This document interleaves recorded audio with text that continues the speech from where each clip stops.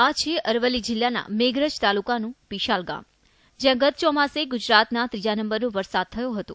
છતાં ઉનાળાની શરૂઆતમાં જ લોકો પાણી વગર વલખા મારી રહ્યા છે. મેઘરજના છેવાડાના પીશાલ, ઇપલોડા, કમરોડા, સિસોદરા જેવા 7 થી 8 ગામોમાં પીવાના પાણીની તંગી છે.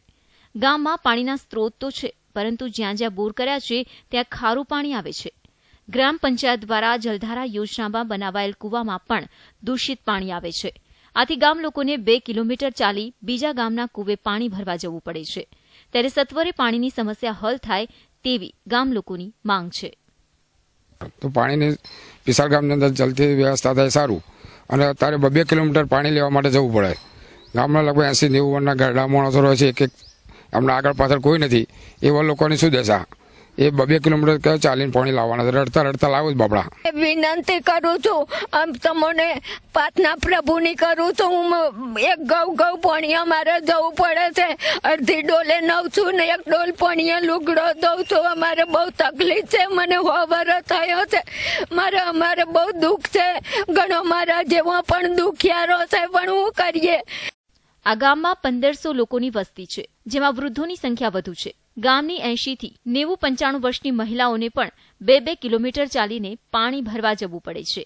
ત્યારે આ બાબતે ગામના વૃદ્ધાએ રડતા રડતા તેમને પડતી પાણીની મુશ્કેલીની વેદના કેમેરા સામે વ્યક્ત કરી. તંત્રને આ વૃદ્ધોની અરજ સંભળાય અને ગામમાં પીવાના પાણીની સગવડ થાય તે માટે તેઓ અરજ કરી રહ્યા છે. પીવાની પાણીની તંગી બાબતે આપણે જે રજૂઆત કરી એ રજૂઆત બાબતે મારા લેવલથી ખાતરી કરાવીશ, અને જેમ બને એમ જલ્દી ત્યાં પાણીના સ્ત્રોત મીઠું પાણી મળે તે માટે હું પૂરતા બંદોબસ્ત કરીશ. ગામની પાણીની તંગી અંગે સરકારી તંત્રને પૂછતા જાણે ત્યાં સમગ્ર બાબતોથી અજાણ હોય તેમ તેમણે જણાવ્યું હતું કે તાજેતરમાં ફરિયાદ મળી છે અને સર્વે કરાવી સંબંધિત વિભાગમાં જાણ કરી કાર્યવાહી કરવા માટેનું આશ્વાસન આપ્યું. દર વર્ષે ઉનાળામાં પાણીની સમસ્યાથી પીડાતા મેઘરજને પાણી ક્યારે મળશે તે તો આવનારો સમય જ જણાવશે.